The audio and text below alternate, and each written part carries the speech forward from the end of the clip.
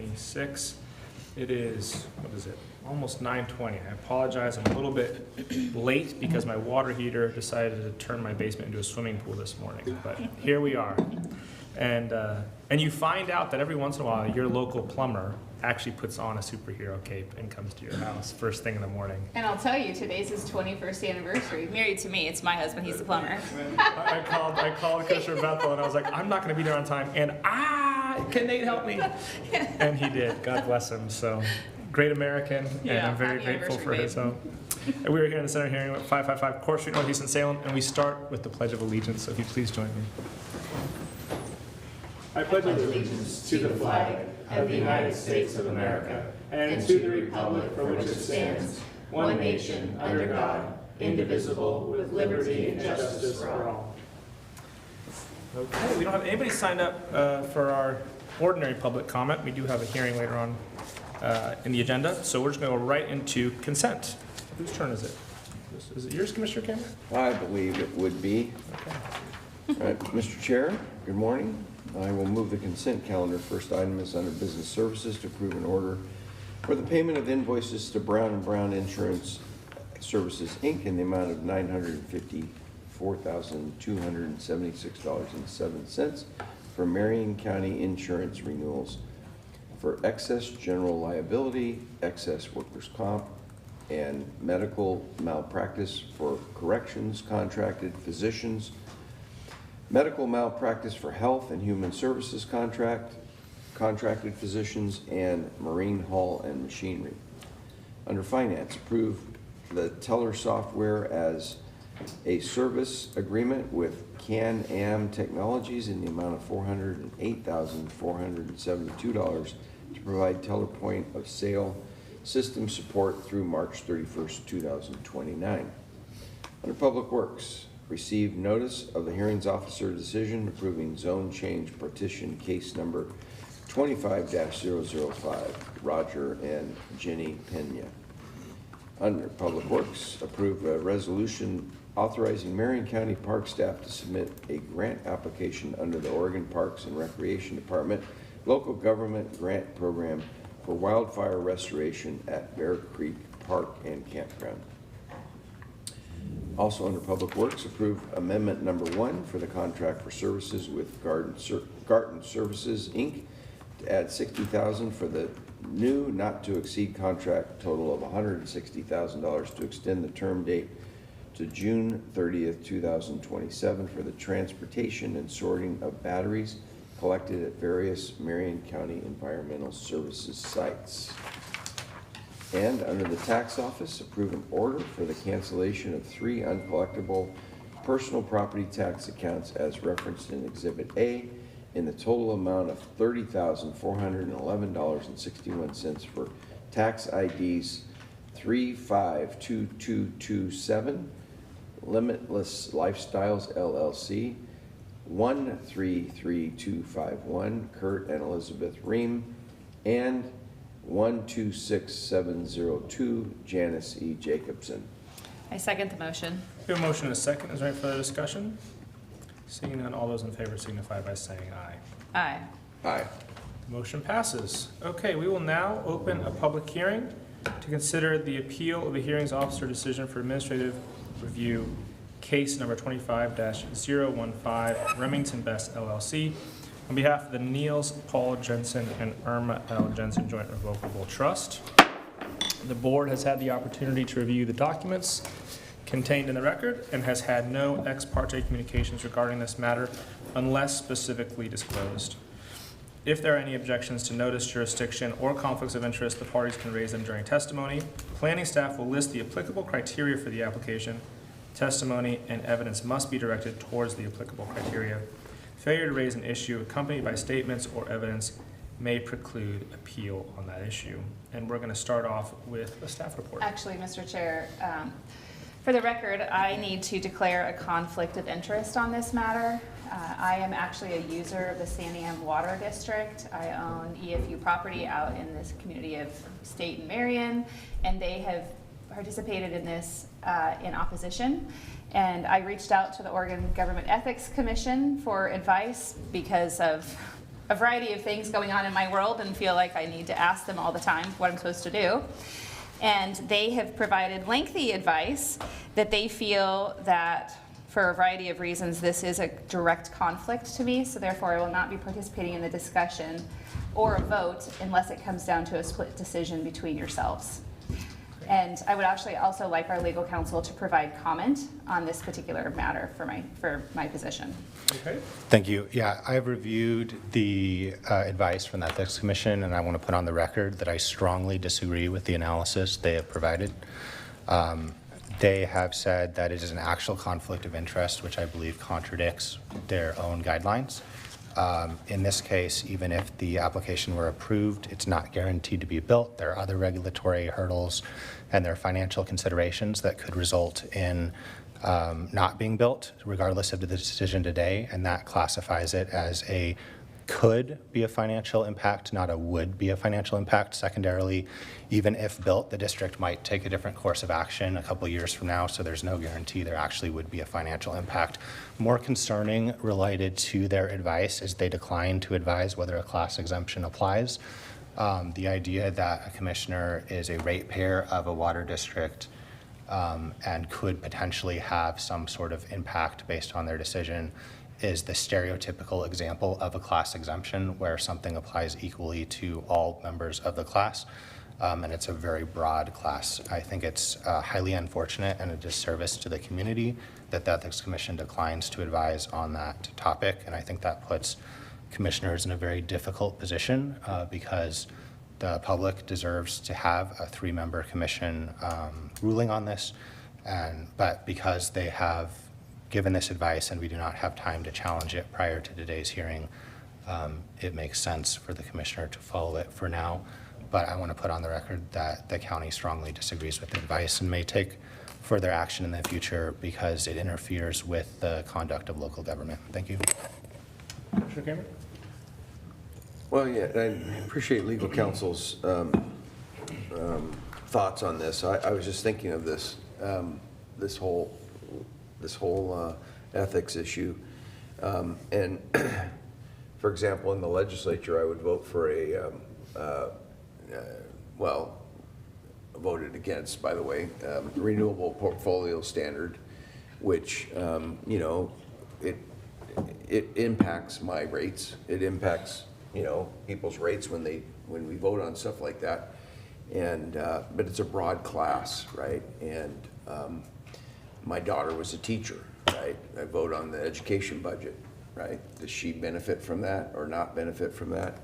I declare that conflict, but I still vote. And I think one of the things that our Ethics Commission needs to get a handle on is there's conflicts all around us all the time. And how deep do those conflicts go? It's not like I'm going to be voting on something right here today that it's going to line my pockets as a result of that. But we represent 370,000 citizens in Marion County, and the 3 of us need to be able to take the right action. So I really appreciate what you said, Steve, and I think this has gone way over the line when we can't participate because I may be a ratepayer on a certain system that may be, I think your point was, may be impacted by a decision that we make here today. So I wanted to say that, and you know, I just, never mind. Okay, so I'm done. I think big picture, I don't want to live in a place, I don't think most constituents want to live in a place where government officials are using their position to get richer. I don't want that. But I think people also recognize that we're humans and we live in this community, which means that we're going to pay taxes, we're going to pay rates, we're going to interact with local law enforcement sometimes when we don't want to or wish we didn't. And I think there's a recognition that that's just a reality of like elected officials. We actually want them to be normal people and live in the real world. So we're going to have to balance those two things. Don't let government officials use their position to make money at the expense of everybody else, but allow government officials to be normal human beings and live in the community like everybody else. So, okay, with that, let's jump right in, and I guess you have a staff report for us. For the record, this is John Speckman with Marion County Planning, 5155 Silverton Road Northeast. And at the onset, we have 3 submissions that came in under the 48-hour deadline for electronic submissions.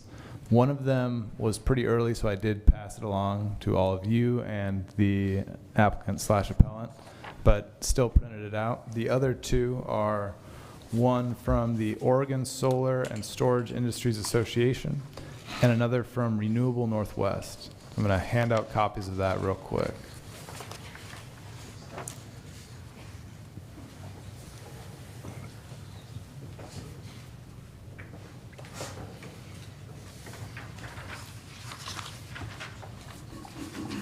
Thank you.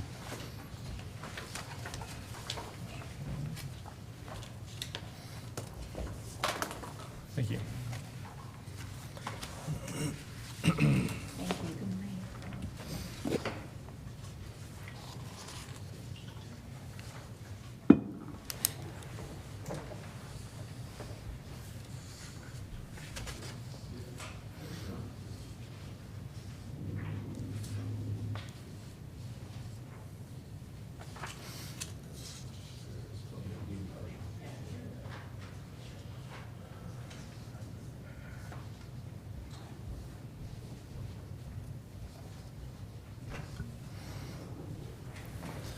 All right.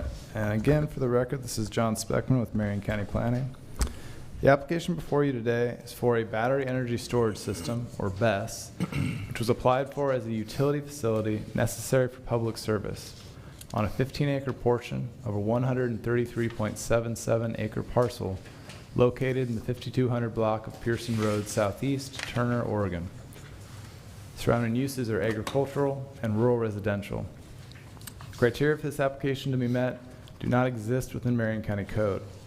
The application submitted included responses to the criteria in Marion County Code 17-137-040I for a utility facility necessary for public service. On April 15, 2025, the Marion County Board of Commissioners held a work session to discuss battery energy storage systems. These systems are not expressly contemplated in either county zoning code, state statute, or state administrative rule. The Marion County Board of Commissioners determined that BESS are not utility facilities necessary for public service, as found in and described in Marion County Code 17-137-040I, and that furthermore, there is no use identified in Marion County Code that a BESS could be considered as. Therefore, BESS are not permitted in any zone within Marion County.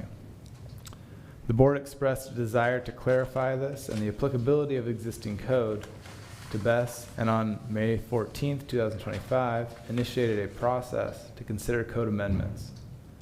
On June 11, 2025, the board held a hearing to consider amendments to clarify existing code provisions related to BESS in Marion County urban and rural zone codes, chapters 16 and 17 of the Marion County Code. At this public hearing, held on June 11, 2025, the Marion County Board of Commissioners clarified the county's interpretation on the record that battery energy storage systems are not utility facilities necessary for public service. The Marion County Board of Commissioners signed Ordinance 1480 on July 9, 2025, in order to add clarifying sections of text to chapters 16 and 17 of the Marion County Code that outright prohibit BESS. These sections of code were added for clarification only, because BESS were not permitted under any section of code prior to July 9, 2025. Ordinance 1480 does not apply to this application because it was signed into code after the application was submitted. Neither the staff denial nor the hearings officer denial rely in any way upon Ordinance 1480. The operative factor is the county's interpretation that BESS is not a utility facility necessary for public service. The applicant was made aware of the county's determination but still chose to apply for an administrative review to construct a BESS under the erroneous classification of utility facility necessary for public service. The application was submitted on June 30th, 2025, after the county's interpretation was already on the record. The planning director denied the application on August 1st, 2025. The applicant appealed the decision to the hearings officer. The hearings officer held a duly noticed public hearing on November 6th, and the applicant requested a 21-day open record period, which ended on November 27th, 2025. The hearings officer issued a decision on January 21st, 2026, and denied the application. The applicant appealed the hearings officer decision.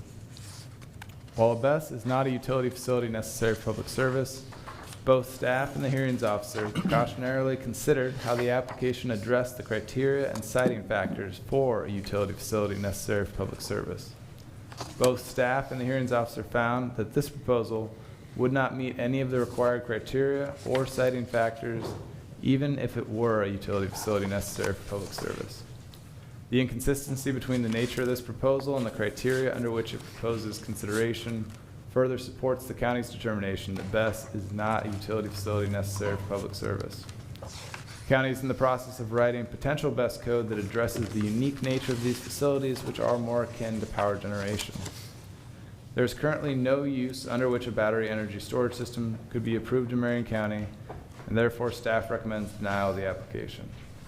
I will stand for any questions you may have, and other staff might have comment.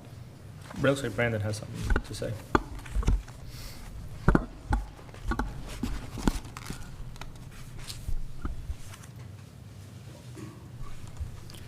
Good morning, Commissioners. If I may, I have some additional comments to add to the staff report. I'm Brandon Reich, Planning Director of Marion County. I have 5 aspects to address related to the testimony that's been submitted. The first is why I approved a battery energy storage system on State Street and then denied the request here for Pearson Road, which is before the Commissioners today. So after I approved the battery energy storage on State Street, I was aware that more of these could be being applied for in Marion County. And I continue to consider whether a BES is power generation or a utility facility. Since a BES doesn't generate new energy or transform or deliver energy, I believe it acts as a kind of storage. Using an analogy of manufacturing a product, transporting it to market, and then selling it in a store, I believe a BES is a warehouse, a type of warehouse on the transportation leg of the journey from power generation to sale to the customer. It stores energy for release onto the grid at a later time. This perhaps, though, makes it closer to power generation in the way that it stores and releases energy. Until the state changes that law regarding a BES or the county adopts its own code, however, I was not comfortable interpreting a BES to be either a power generation or utility facility, though I would consider arguments made by an applicant. In this case, the applicant shares that Oregon courts have determined that a utility facility produces, transmits, delivers, or furnishes electrical power. That definition does not include the storage of power, and therefore it is not clear to me that a BES can be considered a utility facility. Furthermore, after the work session with the Marion County Board of Commissioners regarding battery energy storage, I was aware that the board had concerns over safety and impacts to farming that an applicant would have to address using the standards for a utility facility for me to be able to approve an application moving forward. It's the responsibility of an applicant to demonstrate how impacts would be addressed through applying the standards in the land use code for the facility.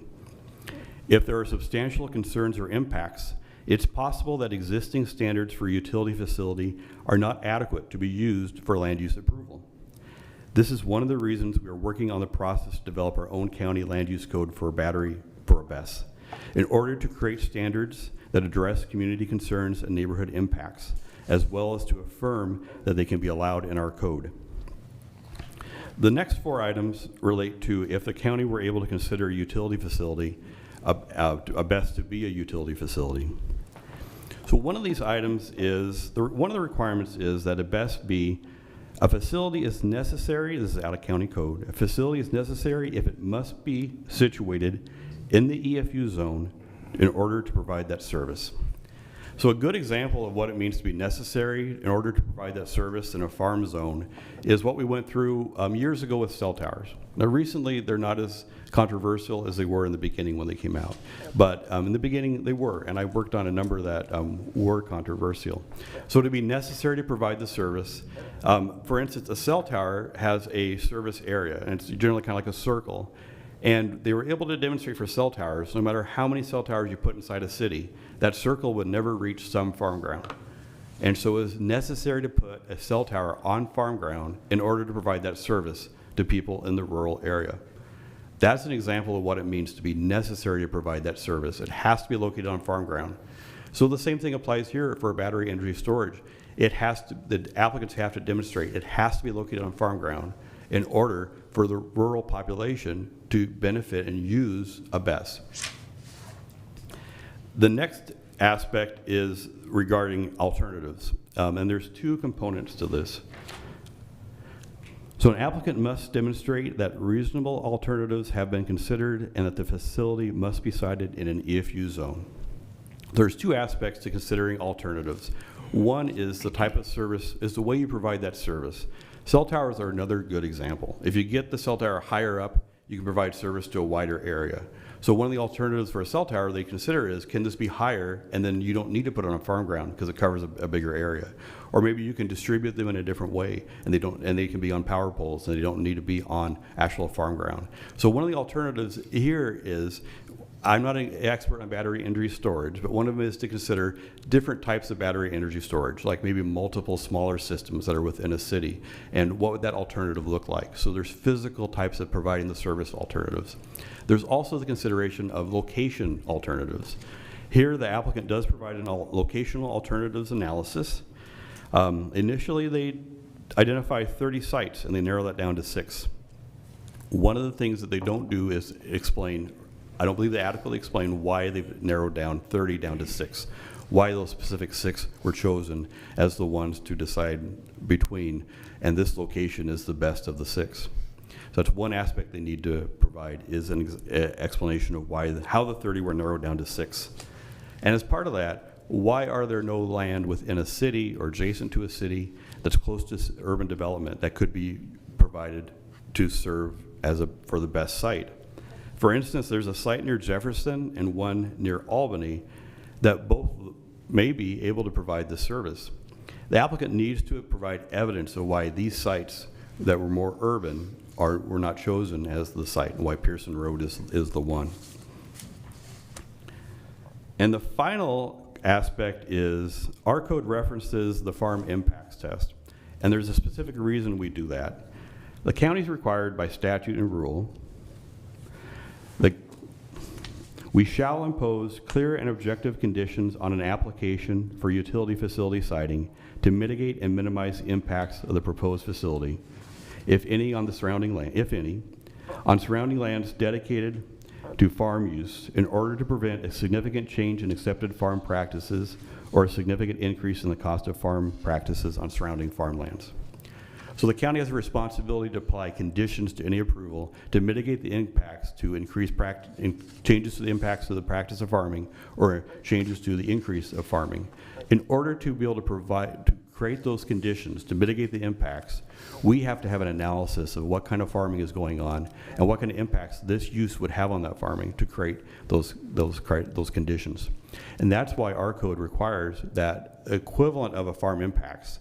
It requires the analysis and the data from a farm impacts, but it doesn't use it as criteria. It uses it as a way, as a standard for us to be able to generate the kind of conditions we need to match, to do what's required under statute and rule. And with that, I'm open for any questions you may have. I have a question for both of you. This is very simple. You mentioned some dates, John, and I was just wondering if maybe you could repeat those for me so I have a better understanding of kind of how this went down. So when did the county approve the State Street application? And then you made a statement that this applicant applied after the county interpretation on this issue was already on the record. Could you kind of explain kind of the timeline so I have a better understanding of what happened? Definitely. Let me pull up that State Street case, because off the top of my head, I don't remember when that was approved.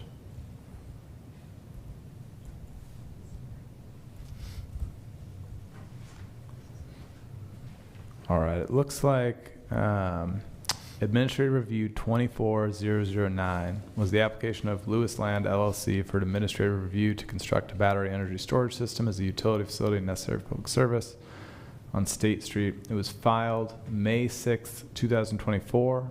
It was approved in June of 2024. The applicant representative on that was, I believe, Clean Mission Energy, and their kind of LLC that would run that location is Swift. So that one came through, and it was after that the county began looking at BES, and Brandon could probably explain a little bit better that process, but my understanding is during an application for a use, it would be inappropriate to come to the board and say, what do you guys think this use is?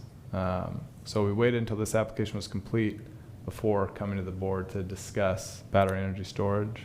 Not this application, the State Street application, is that right? Yeah, once that one Once was that was complete and there complete. was no current application to discuss this, we started looking into it. The date that a work session was held with you guys was April 15th, 2025. I know there was also a management update in there. I don't have that date written down, but it was in that spring period. But it was after that April 15th date that we heard the interpretation from you guys that BES was not utility facility necessary for public service, and that's the operative point in the way we administer the code, is taking into account the Board of Commissioners' interpretation of the code itself. And then that State Street case, that location is within the urban growth boundary, right? Or no, is it outside? Outside. And was it on EFU land? Was on the utility, wasn't it? It's right next to a utility. Yeah. Was it public?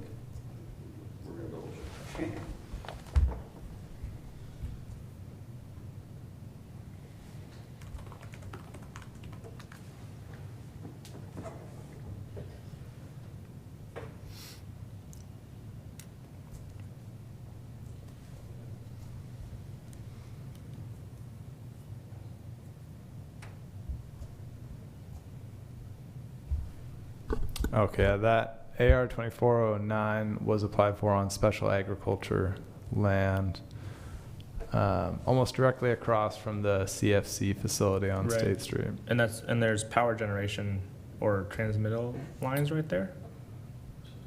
I can't see it on here, and I didn't work on that case. Yeah, but- sorry. but yeah, I'm telling you there things is. that I know. It's next to PGE And it's facilities. I know. Yeah, it's like within a quarter mile of the UGB, Gordon Road, and the new development on Okay. Gordon State. Okay. Do you have any questions, Commissioner Cameron? No, not at this time. Okay. Good. Okay, next we have the applicant's presentation. So come on down and tell us about your application.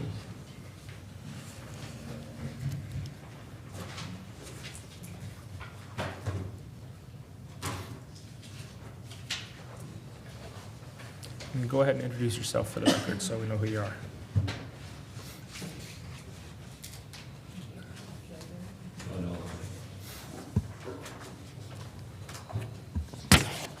Good morning, Chair Willis, members of the board. My name is Steve Pfeiffer. I'm a development permitting lawyer with Perkins Cooley in Portland, address 1120 Northwest Cooch, Portland, Oregon 97204. Here today on behalf of Remington Best LLC on the appeal. Now pull up the microphone. You can slide it over. Closer? Closer, Yeah, yeah. it'll move. Yeah. Oh, here we go. There you How go. about that? Yeah. As an aside, and as someone who appears frequently in local government settings, I too was surprised by your collective advice from the Ethics Commission.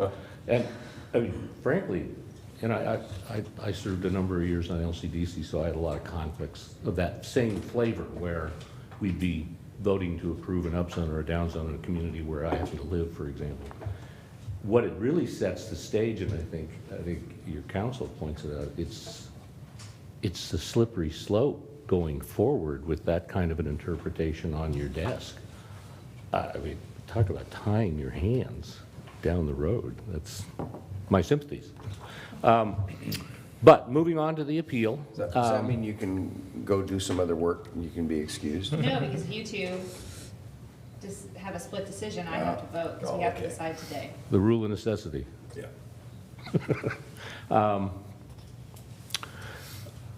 I'm gonna begin, first of all, we've submitted a substantial amount of material, as you know, and in there is a lengthy brief, which basically recites all of our arguments, the authority for the arguments we'll make, and I'll come back in a minute after, with me to my right is Christina Gilsbert. Christina is the Director of Development for this particular project at RWE. And Christina is the source of much of the technical information about what a BESS is, how it fits into the grid, what it represents in terms of the services it provides to the utilities and therefore to the community, and also the siting analysis. I had originally, I'll be honest, I was going to open up with some of the concerns that we've had that give rise to this appeal, but it occurred to me thinking about it this morning that I think a better context for that discussion, or for my presentation on those points, which I'll do in summary fashion, is to have Christina first go ahead and give you the better context of what I just said, which is what is a BESS, how does it function, and how do they go about choosing this particular site for that application. So I'm going to ask Christina to go forward now with that initial presentation, and then I'll come back and close with a summary of the concerns that we've raised with regard to the hearings officer order. Okay. Hello, good morning. My name is Christina Gisbert. I'm the Director of Development for the Remington Energy Storage Project here in Marion County, and I work for RWE. Just a note about our company, RWE is a large independent power producer. We're the second largest owner and operator of solar facilities in America. And the company started out as the first electric utility of Germany. We're over 125 years old. The acronym stands for Rhine-Westphalia Electric Power, and there's North Rhine-Westphalia in Germany. So the parent company is headquartered in Germany, and over our 125 years as a business, we've owned and operated every type of energy generation.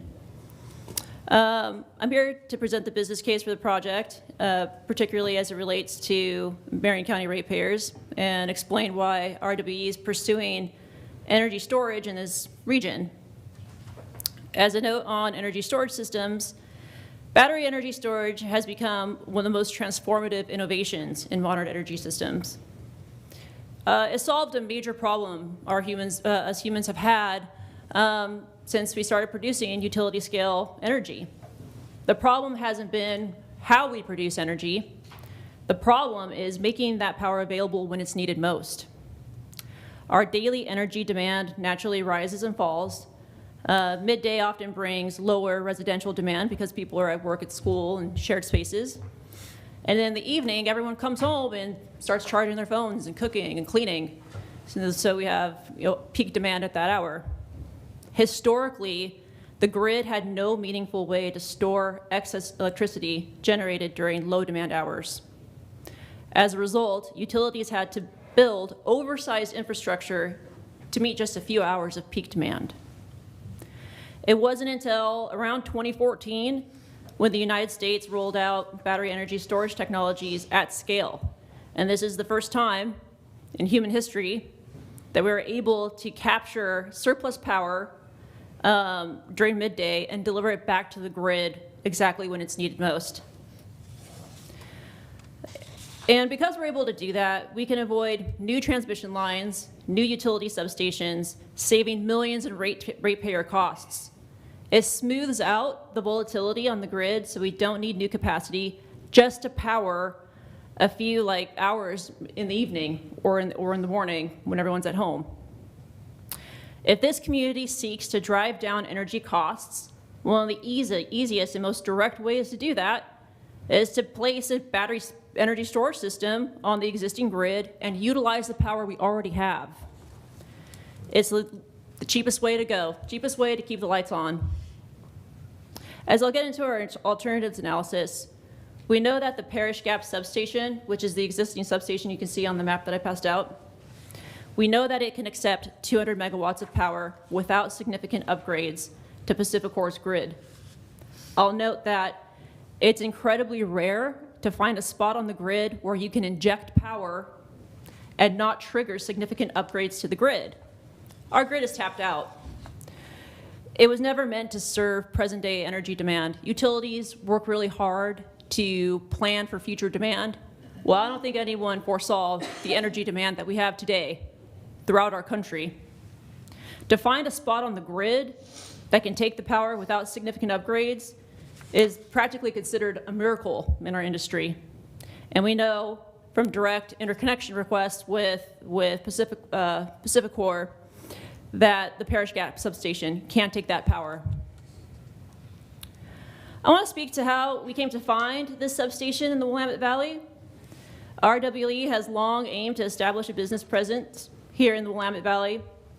We presently don't have an operating facility in Pacific Coast Territory, and we sought to find a substation where we can grow our business to. As you might expect, we were thrilled to find a positive interconnection result at the Parish Gap substation. That's because the land around it was flat, suitable for development, and Marion County planning staff, at the time that we met with them for a pre-application meeting, was very collaborative.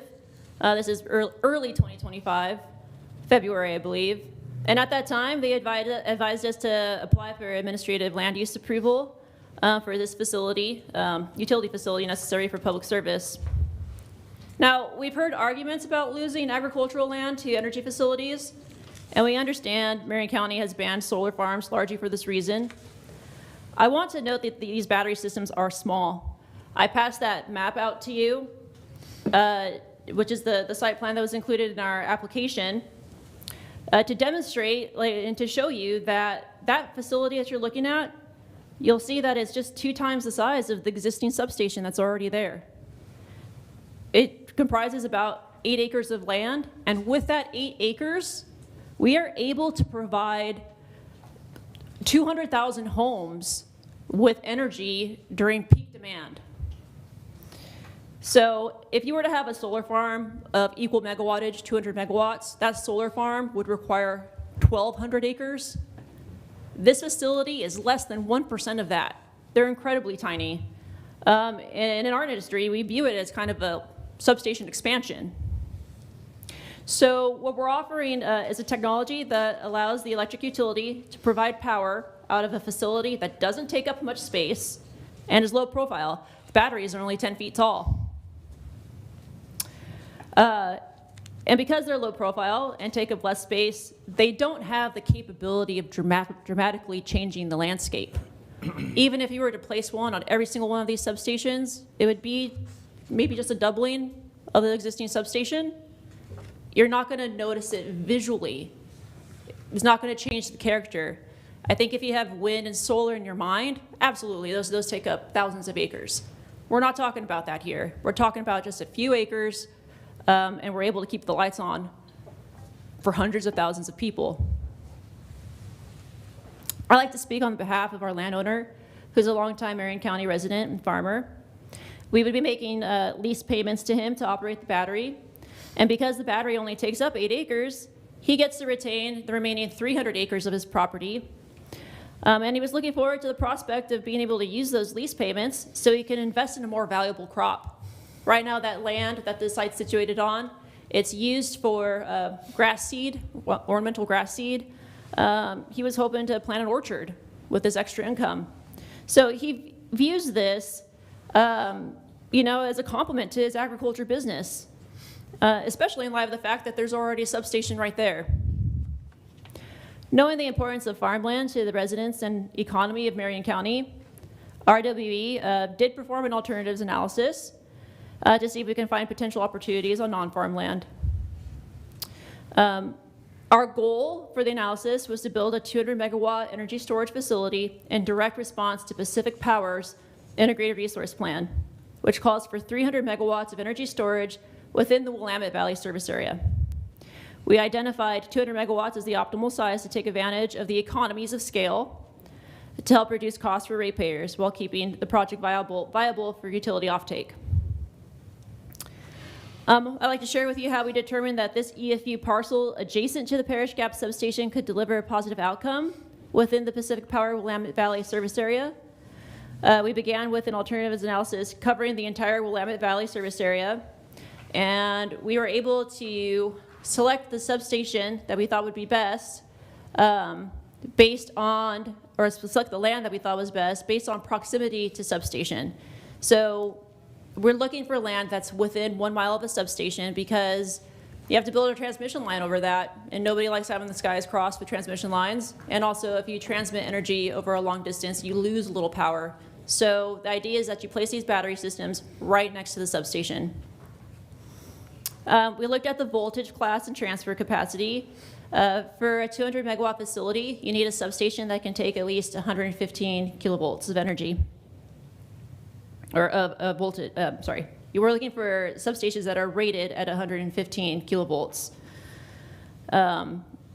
We looked at land size. For Pacific Power, if you want to build a 200 megawatt facility, you have to demonstrate that you have 15 acres available for siting. Doesn't take up that much space, but you do have setbacks and things you have to avoid on the ground typically. They want you to demonstrate that you have at least 15 acres. We looked at interconnection feasibility, where we reviewed PacifiCorp's interconnection queue to identify substations that with feasible network upgrades and cost timelines that would allow us to meet the 2025 Oregon CITIS RFP requirement for a 2029 commercial operation date. We did our best to estimate network upgrades. Based on our experience modeling projects nationwide, we set the network upgrade cost limit to $20 million. We know from experience that beyond this threshold, the cost per megawatt becomes so high that the utilities can't purchase power from us. So that's the limit on network upgrades. We look at topography. I want to make a special note on topography. It's incredibly important. We set the limit at 15%. The reason, and that's actually a pretty steep slope for this type of facility. These batteries are heavy. The transformer that we're hauling to the site is outrageously heavy. We need flat ground for safety to get that heavy equipment up there. We also need really stable ground for the transformer itself. We have to do pretty intensive geotechnical analysis for the foundations of the transformer and the batteries themselves. And so having a relatively flat topography is critical to the operation of the facility. We looked at environmental considerations. We avoided wetlands or water features to protect environmentally sensitive areas. We looked at zoning. We prioritized non-EFU land with zoning that permits utility facilities. We looked at access. We need a sturdy access road, to get to the sites. And we sought to avoid utility crossings, especially major encumbrances like gas lines and major electric infrastructure and water systems. The results of the analysis sheds light on why none of our experienced developers previously have built in the Willamette Valley. Out of the 30 substations it examined, only 6 met the voltage criteria and transfer capacity criteria. After review, none of the non-EFU lands for the 6 substations satisfied the siting requirements due to slopes, wetlands, zoning conflicts, or lack of proximity to substations. From a land use perspective, the proposed Remington Energy Storage EFU parcel may very well be the only site suitable for a project of this scale within PacifiCorp's balancing area. I'm happy to answer questions about our business case and how we determined this location was the best option.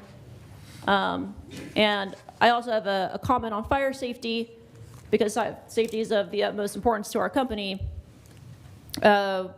Back during the, when we were preparing to meet with the hearing officer, the Turner Fire District did provide some comments on our application. We intend to fully comply with all requests and requirements from the fire department and look forward to collaborating with them. We're highly experienced in constructing lithium-ion energy storage systems. The company presently operates 16 of these lithium-ion storage systems. I personally have been developer on about 5 of these systems, 4 of which are in operation, and 1 is under construction. The safety of our battery storage systems and surrounding communities are our top priority. Our facilities use advanced fire detection, suppression, and monitoring technologies. We're highly experienced in developing detailed emergency response plans and training first responders before systems go online. We routinely update our safety protocols to meet the latest industry standards, and our systems are designed to detect and respond to any issues quickly. While safety incidents are rare, our best practices, design approach, and technology ensures that if the battery were to fail, it would fail safely and preserve as much of our facility as possible and not impact the surrounding areas. So yeah, I want to, hand it over to you. Sure. Yeah, okay. Thanks, Christina. I'm hoping that that gives you better context for some of the comments that I'll be making. Can I ask a few questions frankly- before, just while it's fresh in my mind? So these energy storage facilities, can you talk a little bit about, because you talked a little bit about cost per megawatt being a consideration. Yeah. So can you talk a little bit about why these facilities will either, how they could impact the rates, the cost per megawatt? Like why would these facilities make it cheaper or more expensive to transmit electricity for the utilities? Yeah, there's a variety of ways. For one, the modules themselves are inexpensive. So the capital expenditure to build a facility is a lot cheaper than it is for, say, natural gas. On top of that, What do you mean by that? Sorry. let's like percentage-wise, how much cheaper No. Like, what do you mean? You said compared to natural gas. compared to What like, am I yeah, comparing? What am I comparing? comparing to a natural gas facility of equal megawattage, the turbine and construction of the facility and the purchase of the fuel to operate the facility would be substantially more expensive than placing the battery system online. And But in yeah. this case, the batteries don't create any energy themselves. So aren't you comparing apples to oranges there? I mean, as far as like in one facility, you're buying natural gas, burning it, generating electricity, transmitting electricity. In this case, you're not generating any electricity, you're storing Mm-hmm. Right. it, right? Right, so there's energy that is used to charge the batteries, and then that energy is injected into the system on demand. So we are injecting power. We are using power from other facilities and injecting it into the system for transmission when it's needed most. So how does that impact me as a customer? Does that storage of electricity and then re-injecting it at the right time, does that make my life better? Does that make my rates lower? It does make your rates lower, How? yeah. How does that work? It makes your rates lower because the cost of the facility is significantly lower, and you're not paying for fuel. You're not paying for fuel of, yeah. Okay, no, that's not helpful to me because in order for your facility to work, electricity must come into your facility. Right. So Okay. I don't like that analogy. I don't like that comparison because I think you I'm might- saying I have to pay to generate the electricity in order to get it into your facility. So I'm more interested in I understand that basically a storage facility allows the companies to store electricity and then put it back into the grid when it's needed. But they still have to generate the electricity in order to get it into your facility. Right. So setting aside the generation question, just how does storing electricity and then putting it back into the grid make my life better? Well, it makes that power available to you during the peak hour and prevents having to build whole new power plants and upgrade the system substantially and pay for those upgrades. And that's because we're able to store more energy so it doesn't get wasted? Is that why? Yeah, it's because we're able to utilize the surplus power during the middle of the day. Because otherwise that power gets generated and then it just It's dissipates. just wasted. Is that it? That's right. So it's true for all forms of generation. Solar it's producing electrons in the middle of the day and it's just not being used at all. Same is true for wind. When those turbines are going, it's producing energy. It's going nowhere. It does for natural gas and other like thermal sources. It does have the potential of conserving natural gas, so you're not firing at peak hour. So Okay. so yeah. That's helpful. And then the other question I have is, can you talk a little bit about proximity to the substation? Yeah. So you said you're looking for a site that's within a mile of the substation. This looks like it's closer than a mile. Yeah. To the how far is this approximately, do you know? It's right up against it. It's the parcel that abuts the utility substation, as you can see there. How does that affect the efficiency of this system? It's ideal because the transmission line length is very short and reduces any sort of line losses. Anytime you transmit power along a line, you lose a little bit of voltage, and so you want those transmission lines to be as short as possible. And if it's more than a mile, you said it would just be too expensive, is that right? There's definitely added costs for transmission lines, but there's also underlying encumbrances that you'd have to clear out of the way. You're crossing the skies. People don't like looking at transmission lines. And you have the line losses, so you have to oversize your facility, produce more power so you can get what we call reactive power to the point of interconnection as required by the balancing authority. Okay. That's helpful. Do you have any No. type of questions? Okay, keep going. Sorry, thank you. Yeah, appreciate that.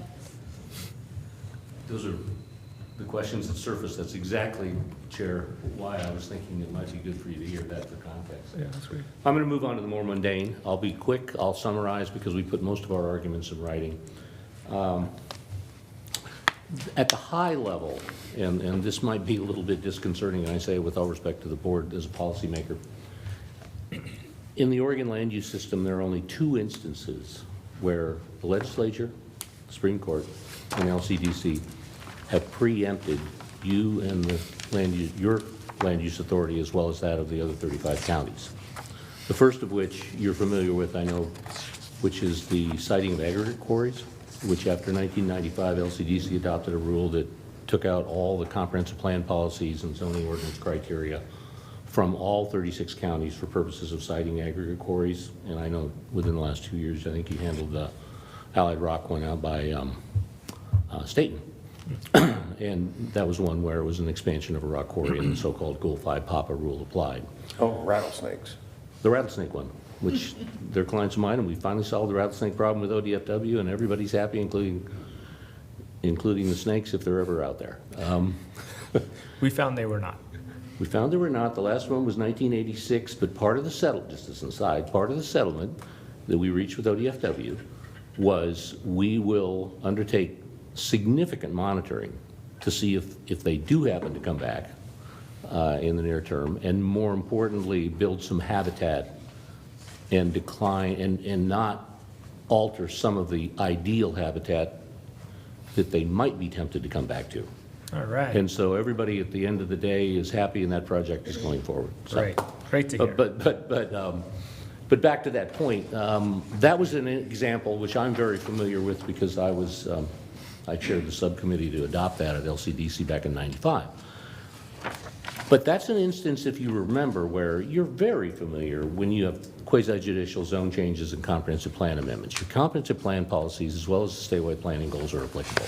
Plus, there are zone change criteria in your development code, and you apply all those. They're locally generated, they're county policies, they're ones that appropriately are made at your level, and they function very well. There's guidance, obviously, as you well know, from the state system, from the goals and the administrative rules that LCDC has. But at the end of the day, that rule says that you will apply the criteria that LCDC established and only that, and that's been affirmed on appeal. The second instance, which is applicable here today, and it's a narrow one, but it's important, particularly in an agriculturally dominated county, or dominant county like Marion County, is Goal 3 lands, EFU lands, farm forest, AF, exclusive farm use. You know the drill better than anybody. You've got 4 or 5 zones, I'll bet. First of all, the legislature created the original version of the EFU zone in 1963. Now, your development codes and your plan probably is somewhere around the mid-70s. 63, and this is somewhat interesting to me at least, the reason it was originally created by legislature in 1963 was to facilitate farm deferral, which is obviously very important to Marion County in your agricultural land base. In 1963, the legislature said that basically created the EFU concept and said if you're doing these uses, you're going to be entitled to some tax relief and farm deferral because we, the legislature, want to encourage farm production statewide. That gave rise to the statute that we're dealing with here today in this appeal hearing, which is ORS 215-283 sub 1. Now that sub 1 lists expressly created by the legislature, and it wasn't as complete in 63, it was really finally codified after Senate Bill 100 got passed in 75 in the late 70s. And it lists 6 things that are allowed as of right, according to the legislature, in EFU zones, countywide, statewide. The first one, of course, is farm use and all related farm activities. And the other 5, and I'm embarrassed to admit I can only remember churches as one of them, but the 5th one is utility facilities necessary for public service. That was the genesis of the phrase, and that category of uses are a sub-1 283 use that are allowed as of right in EFU zones according to the statute.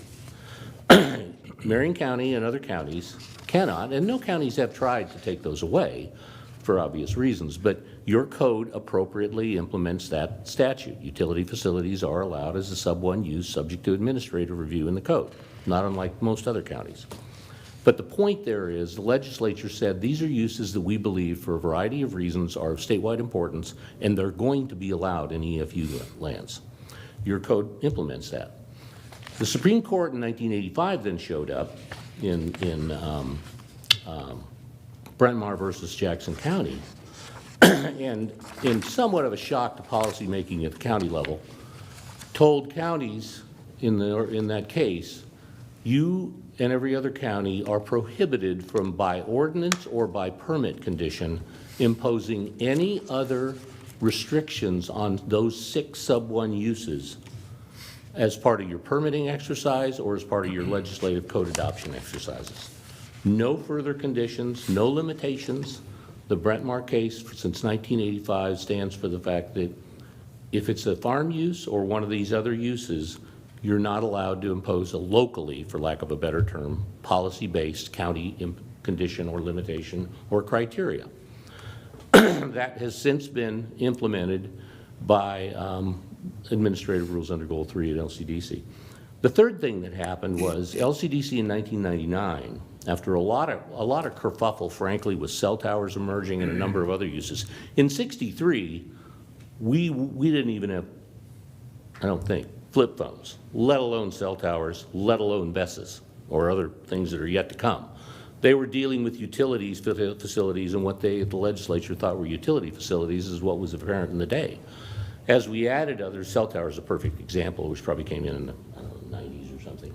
They got added, they got defined by the courts. Water treatment systems have been added by the courts as in the definition of utility facility necessary for public service, and there are 3 or 4 others. BESSes are going to be added to that analysis by the appellate courts, as are things that we haven't even thought of yet. Christina may be aware of them, but I'm not. There's other things that are going to come that need to be cited to facilitate everything from energy production and transmission. They'll be the subject of an interpretation just like we're here today addressing, which is, are they a utility facility necessary for public service? Or as John and Brandon point out, are they something else? Are they a power generation? The point of all this being, the question of whether utility facility is allowed in EFU zones was resolved early on by the legislature. What they didn't do was provide a definition. Now, you have a definition. You've done a couple of things. You've adopted verbatim the utility facilities allowed in EFU in your code appropriately, as every other county has. And in 1999, the legislature added, after all the time when nobody knew what the criteria, what constituted necessary, as Brandon talked about some of those issues. In '99, the legislature adopted ORS 215.275, which are the 6 considerations that are to be applied and were applied by the staff decision and by the hearings officer, again, generated by the legislature, codified in administrative rule by LCDC. But the point of all that being, those are the 2 things that you've inherited and you're not able to alter. One is the utility facility shall be allowed on EFU lands as a sub-1 use. There's a whole long list of log truck parking and insect farms and model airplane landing strips, for lack of a better, there are 45 of them, that are allowed as sub-2 uses, as conditional uses, and you see those from time to time. Those are separate. Brent Mawr doesn't apply to those. The legislature hasn't limited your ability to regulate those. You can apply local policies to many of those. But you can't under this. Is it a utility? It leaves us with 2 questions, which is where we are right now. Is the best facility that's before you a utility facility necessary for public service under the legislature?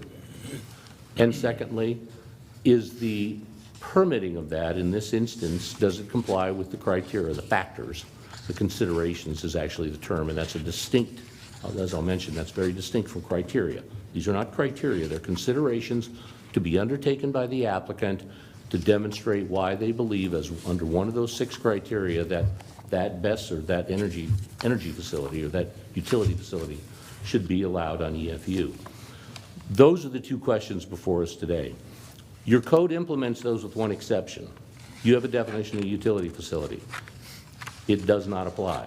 It cannot be applied because the Brentmar case prohibits you from doing anything to modify state statute.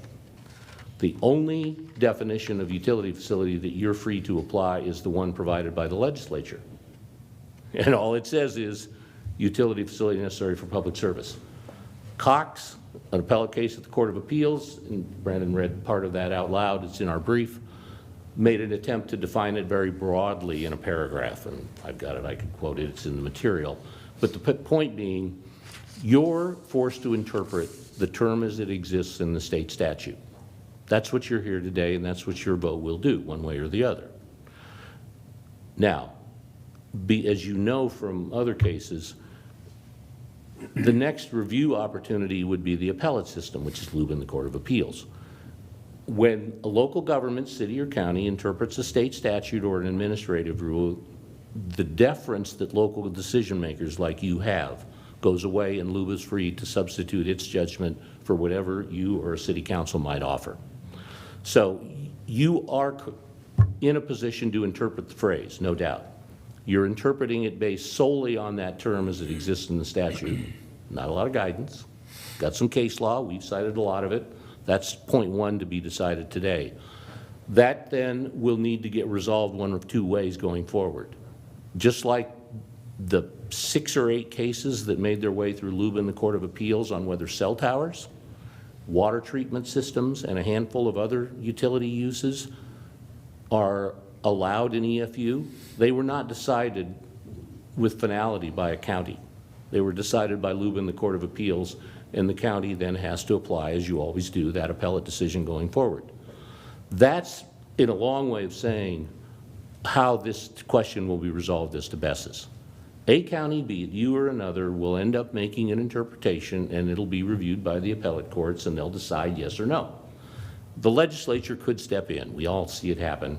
They had a lot of sub-2 uses. That's how we got insect farming and in the conditional uses in EFU, because somebody went to the legislature and said, we need to force this on counties. That may happen, but who knows when and what. Arguably, the legislature could put a more articulate definition in with some factors that a county could be free to consider to help you folks out, but they haven't yet. So you're left with point one, whether this is a utility facility necessary for public service. That's the first issue today. And that leads me to one point about your ordinance, and I say this with all due respect. When I saw your ordinance, mainly because I have an unusual background, one thing became very apparent to me. That ordinance you adopted in July of 2025, prohibiting BESS. First of all, the policy choice that you implemented in the code that BESS are prohibited is, in my opinion, perfectly acceptable for you to do. You have the authority to do that with one exception. You have no authority to prohibit utility facilities necessary for public service in EFU zones, for the reasons I just mentioned. If a BESS is a utility facility for public service, which we happen to believe clearly it is, that ordinance is void as to all of your ESU zone land. We cite the cases. I'm very familiar with them. LUBA has ruled, the Court of Appeals has ruled that when a local ordinance puts constraints under Brentmar, i.e. prohibiting a utility facility necessary for public service, if we're correct, that ordinance is void on its face, and the statute is to be applied directly. So, be it us or somebody subsequent, somebody can force your hand in this county or in another county. I woke up this morning to breakfast listening to a radio report of a BESS debate in Washington County. Somebody wants to cite a BESS next to something, and somebody's saying it shouldn't be allowed. It'll get resolved one way or another, but the point is your ordinance has no role in this discussion or your decision today. Your ordinance is a matter of law, and I say it with all respect, but it's very clear to me it's void as to EFU lands. If planning received an application tomorrow for administrative review for a BESS facility on EFU other than ours, and you didn't take it because of your ordinance, that would immediately be appealed and it would be reversed. And the question would be forced on this county and every other county to answer of whether a BESS falls within the definition. So that's just to put the ordinance, the staff was in a difficult position with our case. The second reason that the ordinance doesn't apply, it's just hyper-technical. Our application was in and complete before the ordinance took effect. You're all familiar with that, but that's really not the issue in my mind. It's the best, it's the analysis that says it doesn't apply on EFU land. You're prohibited under Brentmar. So that's how we get to that issue today. That's argued at length in our brief. Point number one, we're asking you for the authority and the reasoning that we raise in the brief to determine that BESS is a utility facility necessary for public service. Can I ask you a question about Sure, what you just anytime. said? So 215-275 says that a utility facility is necessary for public service if the facility must be sited in an EFU zone. So even if someone were to come to the conclusion, Will you talk louder? sorry, even if someone were to come to the conclusion that a BESS is a necessary part of the grid, that doesn't necessarily mean that it has to be sited in an EFU zone, right? I mean, potentially you could have a situation where it's sited in within an urban growth boundary, or in some many other, are, and or many in some are. other zone, And many are, you're right. which would make it not necessary to be sited in an EFU. Here's the way I would urge you to think about 275. Remember, 275 came in later, after there was a lot of kerfuffle and a lot of debate and argument about, well, what constitutes necessary? And Brandon mentioned that. There was a lot of that, and there was, nobody had a sense of it. So in 99, the legislature passed 275. And the primary purpose for that piece of legislation was to give local governments, primarily counties, a better sense of what the analysis should look like to determine whether it's necessary to put it on EFU. 275 doesn't get kicked in if it's one of your rural residential zones, for example. And I'd have to look and see, it's probably not allowed use there. But in your urban zones, within the urban growth boundary, and you were in the city urban zones, 275 is only applicable when somebody shows up with a proposal, as in our case, to put a BESS on EFU. And I think the answer to your question is 275 is the guidance provided by the legislature for a local government, as you've done to date and will do today, whenever you vote, on how to determine whether it's necessary to put it in EFU. And what it does, which is, I was just going to move into this, so I'll do it right now, Chair, it's the second issue before you. Is 275 met in our instance with our application and the information we have put in, together with the information that other parties have put in opposition? That's the analysis you're taking in today. The first one is we've talked about. Is it a utility necessary for public service? And I have nothing more to say. You're going to do that one. The second one is, has the hearings officer and the staff, contrary to our concerns and allegations, properly applied 275 to determine that it isn't necessary, which is the effect of their decision, to put it on EFU land based on this record? And so what it really does is it sets up 6 criteria, 6 considerations. And you remember how criteria work, you know better than anybody. An applicant has the burden of demonstrating that the criteria set forth in your code for a conditional use permit are met. Not some of them, but every one of them. And that the applicant has provided substantial evidence to show that they're met. That's the way the system works for permits. This is very different, and the legislature did this deliberately. This says an application and an applicant, therefore, shall provide information based on one of those 6 considerations. We chose 3, or found 3, that basically incorporate what Christina talked to today about the siting analysis. The first one is I gotta remind myself, but it's technical and engineering considerations. The second one is locational dependence, and the third is lack of available urban or non-resource sites. The other ones involve, one of them is life and safety considerations.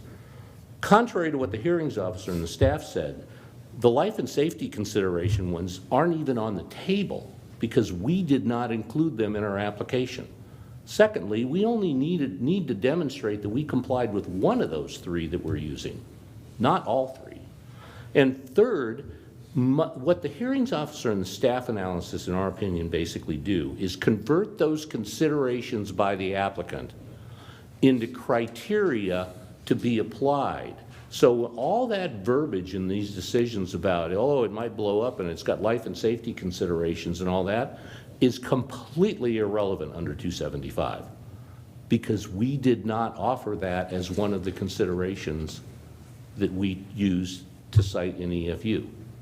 So let me, it's flipping the process on its head in a lot of ways. well, I'll just kind of, I'll tell you how I'm thinking about this, because you started with a statement that I interpret it to mean that we're limited in how we can interpret this statute. And if that's the case, then I'll just be very blunt with you. I'm inclined to say that it's not necessary for this to be on EFU ground, because you could put it on lots of other types of ground. Even if BESs are necessary, I don't see any evidence they have to be on EFU ground. I don't think that's met. I think it's reasonable to put these things next to substations. So I'm in a situation where I'm like, okay, well, if what we're saying is we'll allow these things next to substations, that limits it enough that I could say, oh, okay, I could get there. But if what you're telling me is, no, I can't put that sort of analysis lens on this, Right. then I'm inclined to say, like, absolutely not. You guys haven't shown that it has to be on EFU ground. There's lots of ground here, and you could pick all sorts of ground. So I want to be a little bit like, either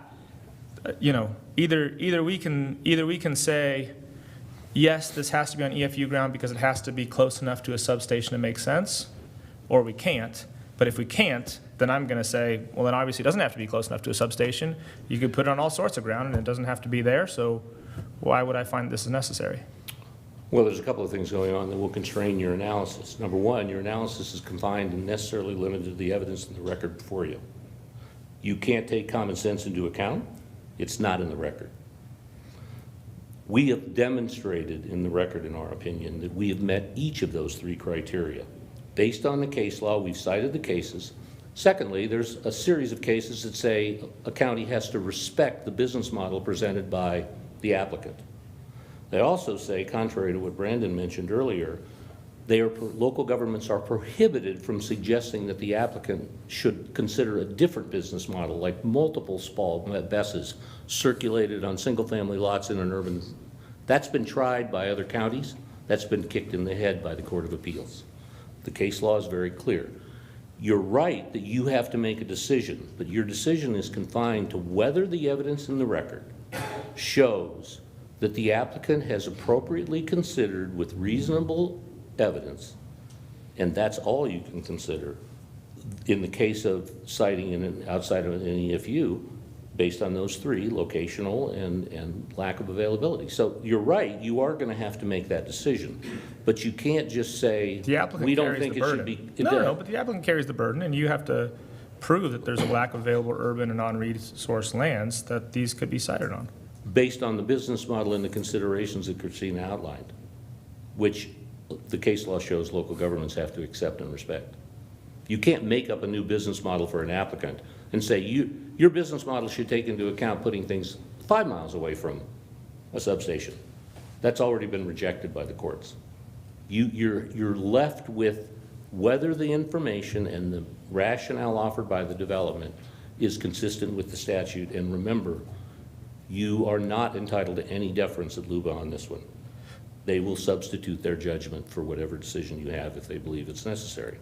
So it's a tough spot to be in. On the statute, but on the evidence, the applicant bears the burden of proof. The applicant continues to bear the burden of proof. No, it's an analysis. There's no burden of proof here. It's just an analysis that we appropriately considered. That's the burden, if we call it a burden. But for you to deny, you have to point to evidence in the record that demonstrates that That's not true. That is not true. That is not how the I burden. respectfully That is not disagree. how the burden works. I respectfully disagree. The burden does not shift to the body. The burden It is stays if with the you're going- applicant. No, it does shift to you if you're going to deny. You have to point to substantial evidence in the record that outweighs, under the reasonable person test, the evidence we provided. Otherwise, you have no evidence to support a denial. So, for instance, this record is completely devoid of any evidence of impacts on farm ground and surrounding lands. The evidence shows from the testimony from the owner of those surrounding lands, he expressly states that will pose no impact. You cannot deny, in my opinion, based on that, nor can you impose a condition on mitigation because there is no evidence of any impact. The burden is, I said it's an unusual scenario, but you're going to have to show, based on this record, to support a denial that the evidence is available to outweigh the evidence that Remington has provided. Let me just read this statute to you. The applicant must show that reasonable alternatives have been considered and that the facility must be sited in an exclusive farm use zone. And for you to deny, Must. you have to show Must. we haven't. No. Oh, yes. You have that's the way- you have to demonstrate that the facility must And be we sited did. in an exclusive farm use And zone. we have.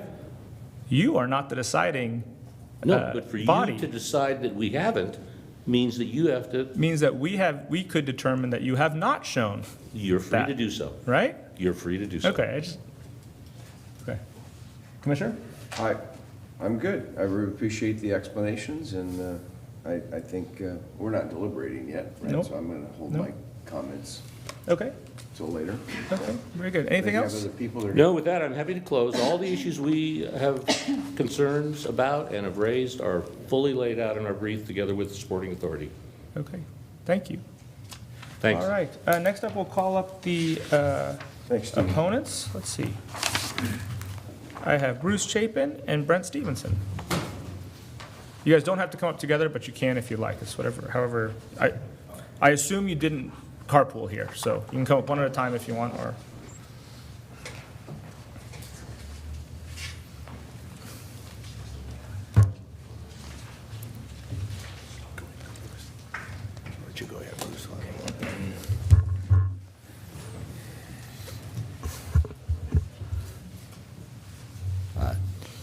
Chairman Willis and members of the commission, I'm Bruce Chapin, representing Marion County Farm Bureau. And speaking against the, pardon? We need all the commissioners. Whoops, I lost somebody. Sorry, yeah, we have a bathroom break. Okay. Anybody got any good jokes?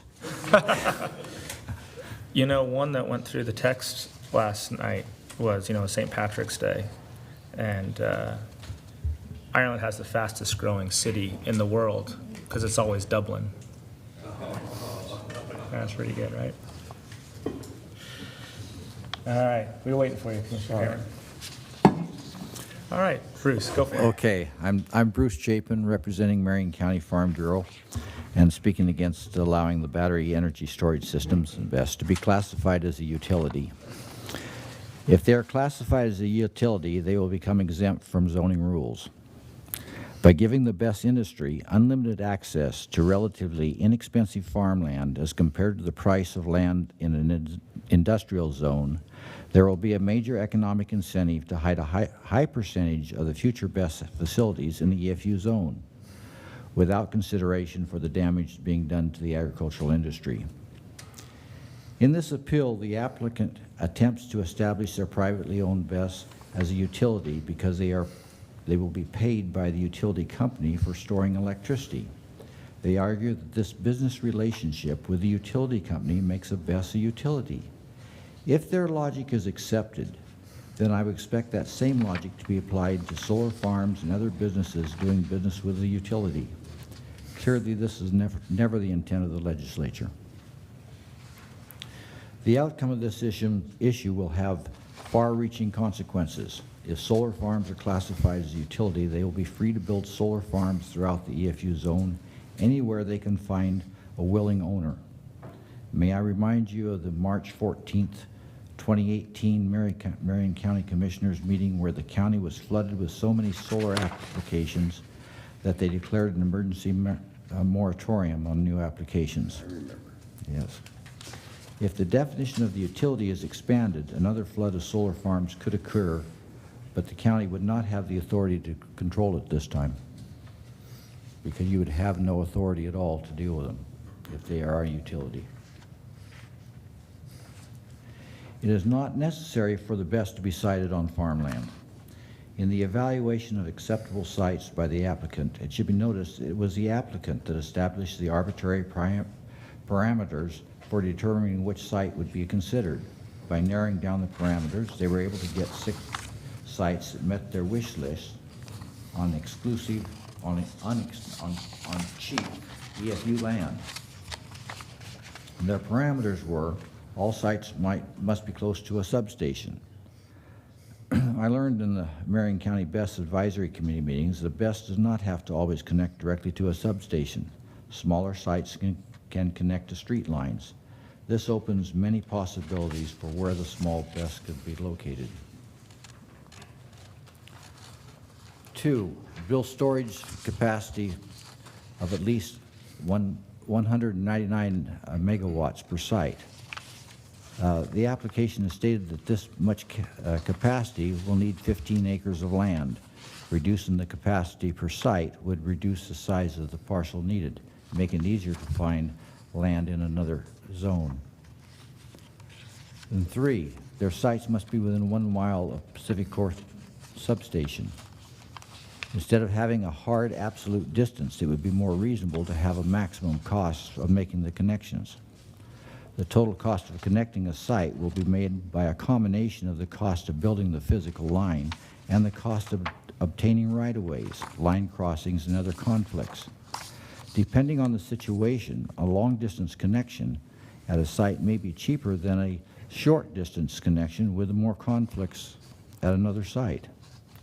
If the distance consideration was increased by a quarter of a mile, it would increase the size of the area evaluated by 56% and increase potential options. The applicant has identified 6 potential sites in Marion County and Lynn County. The 699 megawatt sites collectively total 1,194 megawatts of storage. This is 2.35 times the 509 megawatts that Pacific Corp's 2025 Integrated Resource Plan indicates is needed in their entire Oregon service area. You see page 5 of the applicant's Exhibit 3. It is not necessary to oversize the project by 2.35 times the size needed. Obviously, with all the area that is being included in the Pacific Corp service area, it is not necessary that 100% of their 6 sites be on farmland. The 6 potential sites identified by the applicant are Parish Gap in Marion County, Jefferson in Marion County, Diamond Hill in Lynn County, Fry in Lynn County, Calapooya in Lynn County, and Brownsville in Lynn County. They're all on farmland. The applicant has not done a satisfactory job at looking for alternatives to farmland by locating their best sites, The Jefferson substation, which the applicant selected, is only 4.9 miles from the Millersburg substation, which the applicant did not select. The Millersburg substation is in a large industrial zone. On March 12th, I visited with the Millersburg City Hall and met with the city manager, Janelle Booth, and the city planner, Matt Straight, and they assured me that there is vacant land zoned for industrial use in that vicinity that could be available for a BEST facility. Clearly, the applicant's plan to put 100% of their sites in the EFU zone is not necessary. I would like to add comments about surges of electric need. We have 13 dams upriver from us, Detroit being close to us. That is designed to take the surges of electricity that change throughout the day. You've got the Detroit Dam there generating electricity. You've got the Big Cliff Dam right below it that equals out the water in the coming downstream. Those are designed and have been designed and have been working there since the mid-50s to cover the surges, the needs throughout the day. As a society, we have traditions that have caused us to have major changes of what time of the day consumes a lot of electricity. We all go home at night, we turn on the stove to get fixed dinner all at the same time, and there's a big need at that time. Okay, the dams are there generating electricity. If the electricity is not needed, they've throttled down the dams. And they, like I say, they keep the river running at a constant speed by the use of the Big Cliff Dam. And that system, bringing solar power in here does not increase the need for electricity coming from that dam. It decreases it. It's still available to use in the peaks time or in the valleys. the time that is needed. Thank you. Thank you, Bruce. Welcome. Thank you. For the record, my name is Brent Stevenson. I'm the General Manager of Santiam Water Control District. And first, I'd like to just start out, Daniel, I find it very interesting that the Ethics Commission says you may have some economic harm related to this decision, but yet the applicant states that there's no effect on our farm community in the area. So kind of interesting there. I want to focus on, the district has submitted detailed written comments. I'm not going to go over any of those issues today, but I want to focus on what is missing. And the question before the county is not whether battery energy storage is beneficial or whether grid reliability is important. The question is whether the record explains why this facility must be located at this substation on this transmission line on EFU land. The record does not provide that explanation. What the record does show is that the site fits well within the state level procurement process that values certainty and speed. Projects next to substations perform better in that framework because they reduce interconnection risk and they shorten timelines. That explains why a site may be attractive. It does not explain why it is necessary. Procurement convenience is not the same as land use necessity. The applicant emphasizes that this proposal is 15 acres, but the reasoning offered to justify the site does not meaningfully depend upon size. If proximity to a substation and procurement efficiency are sufficient to justify conversion of EFU land, then a project of any size could be justified, so long as it is adjacent to infrastructure. That approach does not establish a limiting principle and effectively treats EFU land as residual option whenever it is convenient for development. That is precisely the outcome Oregon's land use system is designed to prevent. The state procurement process does not evaluate EFU protection, irrigation infrastructure, or long-term agricultural impacts. Those issues are not addressed upstream. They're addressed here in your body.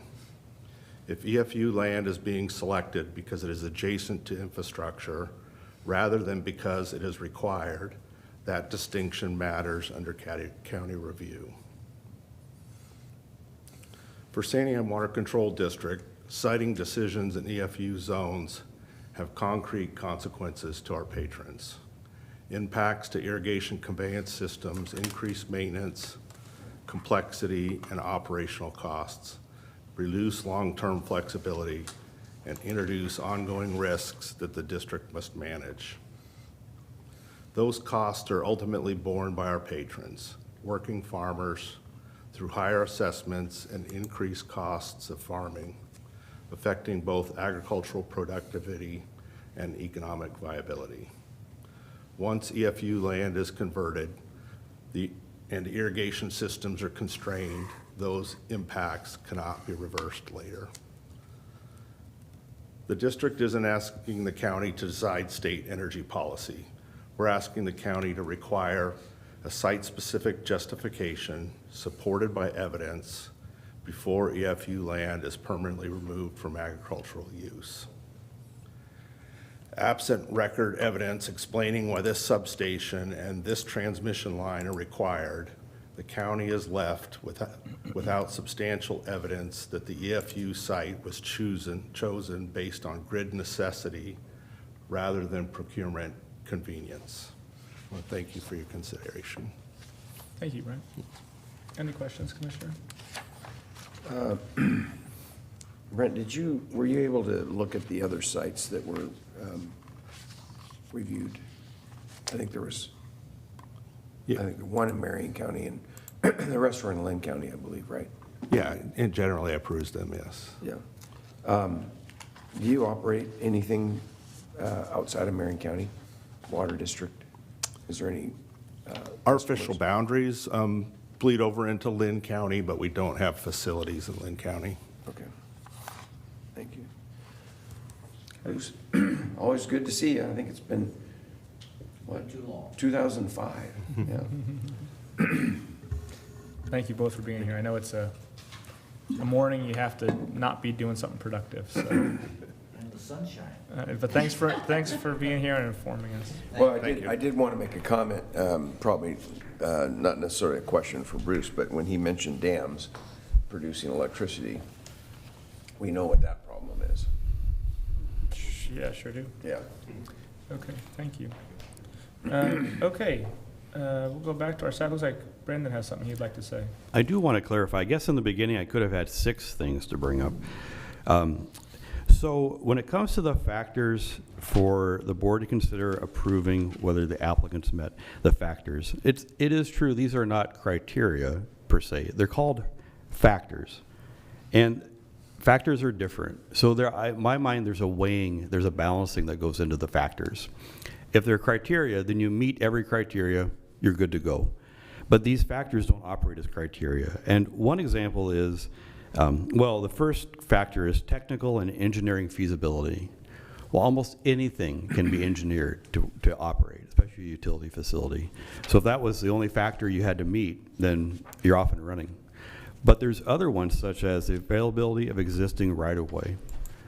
And we've never considered someone to say, there is right-of-way available, but we're not going to use that right-of-way because technically in engineering, we can build this facility. Clearly, these are factors to be weighed out. The last factor is consideration of other requirements of state and federal agencies.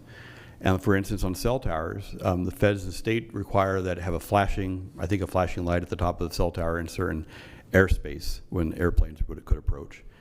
And we apply that as a condition of approval because you have to, that's one of the factors when you're balancing it out is we can meet that factor by putting a flashing light at the top of the cell tower. So these are all, we've always applied these as all factors that are balanced out in the whole to see if this can be approved. And the way the statute's written, it says, it's a little bit conflicting, or possibly, it says, due to one or more of the following factors, A, B, C, D, E, and F. So you could see that as one or more, A, B, C, D, or F, and you're good to go. Or all of the following factors. So it kind of has a combination of the two, but it does say one or more. So the county has always approached this as staff when making decisions like on cell towers, which is what we did a lot of in the past, is that all these factors apply because there is an and in the list and it says one or more. And clearly no one factor would trigger approval under this because you could have there could be a factor saying the state has a requirement. Well, when the state has requirements, then it can take it out of the land use process, local land use process altogether. So there's no reason that one factor would trigger the entire thing to be approved. It's a combination of the 6 that are balanced out to make that consideration that the board has to determine. I just want to clarify, I want your opinion on this.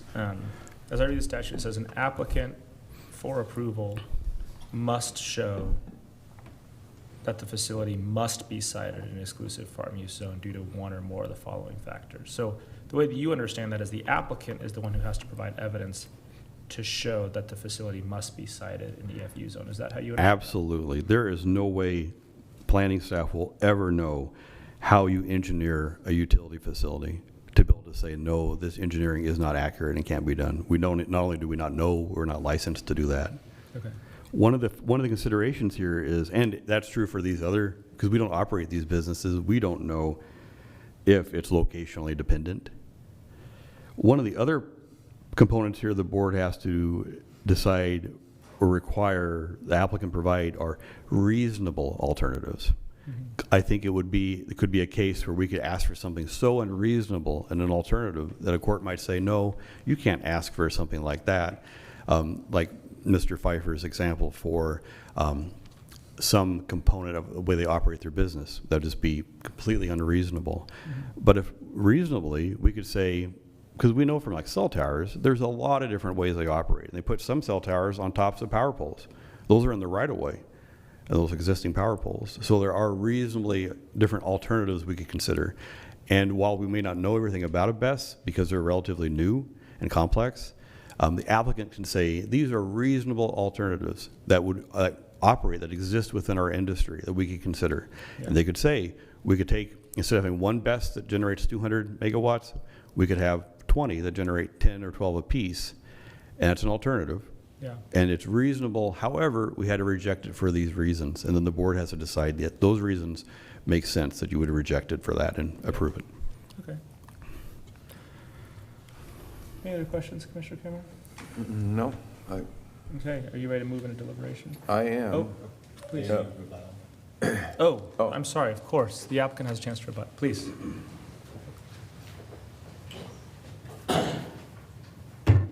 Steve Pfeiffer again, Chair Willis. I'm confident that I can simply rely on our written materials thus far to rebut the comments that have been made both today, with one exception, which I'll address next, and what we've seen in the letters. One thing I would urge, just to preserve the issue for the record, should you decide to approve the conditions recommended or requested by the district are in large part as drafted unacceptable and something that we oppose, but you'll find in tab number 26 a letter to the hearings officer on November 20th proposing alternate conditions which address most of their concerns and which are acceptable to us. And so if you were to approve and adopt the board's conditions, that would be an issue for us, but not if you chose the alternate conditions we provided the hearings officer on the 20th. The only other comment I'll make is the discussion you just had takes us right back to the same place. The staff incorrectly is still suggesting that the county, the board, you, are free to look at all 6 of the factors that the applicant by statute is required to consider. The statute couldn't be more clear. The applicant is told, what the legislature has said to the applicant is, you need to base your necessary analysis or your analysis of why it needs to be on farmland in one or more of the following 6. As few as one, as many as all 6. If an applicant chose all 6, you could choose to find they met 5, but not the other 1, but not the other 5, and vice versa. But when they chose, as we did, 3, the other 3 are off the table. And I need to say this for the record, it's an objection we have to make. Should you choose to balance, as you just heard, all of these factors, it's simply, on its face, inconsistent with the statute and the direction from the legislature. You must base your decision exclusively on the 3 factors that RWE relied upon in their analysis. The other 3 are forever gone at this point. The county is not free to balance. You can't pick and choose. You have to apply those 3. You have to determine whether those 3 have been appropriately considered or not, and that's what you'll do. But what we just heard again is right back to these are criteria, and we're going to rely on one the applicant didn't even put in their application to deny you. They're not criteria, and it's not available to you if it wasn't relied upon by the applicant. With that, I'll end my comments. Thank you. Go ahead. I wanted to remark on some statements I heard about. Oh, can you just introduce yourself again? Oh yeah, so this is Christina Gisbert with RWE. Yeah, I wanted to remark on some of the statements about why it's this parcel, and with regard to our alternatives analysis. I think the scarcest resource that we have under consideration is whether the grid can take the power at the substation. It's the substation itself that's the limiting factor. I noted in my remarks that it was miraculous to find a substation that can take the power with no additional upgrades. So it's kind of like a needle in the haystack situation, which is why we have the site that we've chosen to make sure that Gentai is short, and why it's that particular substation.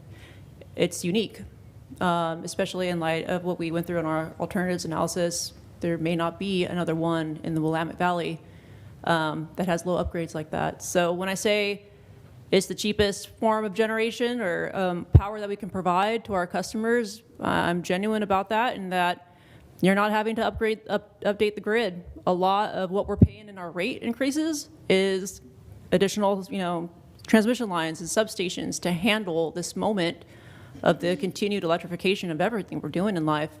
And so this is a rare spot where we can put the power on the grid with no upgrades. And that's why it's this particular location. And it's a small facility at that, so. Is it your belief that Oregon's green energy portfolio is cheaper per megawatt to generate electricity than either natural gas or the dams that were spoken about? If you're talking about like solar generation and wind, absolutely. Solar is the cheapest form of energy generation. Over the years, it's been rapid technological advancement for us humans. I've been in the industry since 2009, and back then we were still considering, parabolic trough, like solar thermal technologies using mirrors and such. Photovoltaic started coming onto the scene. It was expensive at first, and then they started making those panels for so cheap. It's the cheapest facility that you could buy. The modules are inexpensive. How you install them is inexpensive as well. You just drive a pile into the ground. There's no concrete, and they emit electrons. And so, in this day and age, solar has emerged as absolutely the cheapest form of power generation. So why do all the reports say that it's going to cost us more to decarbonize our grid? I can't speak to what reports you're seeing. I will tell you that things have changed so rapidly when it comes to technological advancement with regard to energy. You might be looking at outdated information. I mean, if you're looking at information that's more than 2 years old, you might be out of date. It can be difficult for the public to wrap their head around it. I feel bad for people who don't work in the industry. You might, like I said, if your information's 2 years old, you might have a completely different conception on what is or isn't possible. So it's been an exciting industry to see that emerge. And so, yeah. Okay, thank you. Yeah, thank you. Thank you. Thank you. Thank you. Thanks, Christina. Yeah, Thanks, Steve. Appreciate the questions. Yeah. Okay. We don't have anybody else signed up for public comment. So, Commissioner Cameron, do you want to Yeah, have a discussion here? I do. I'm going to start off by saying somebody else is going to decide what my question is here, because the question is it a utility, right? And I don't think that has been decided by the legislature or by the courts, and so I think that probably needs to be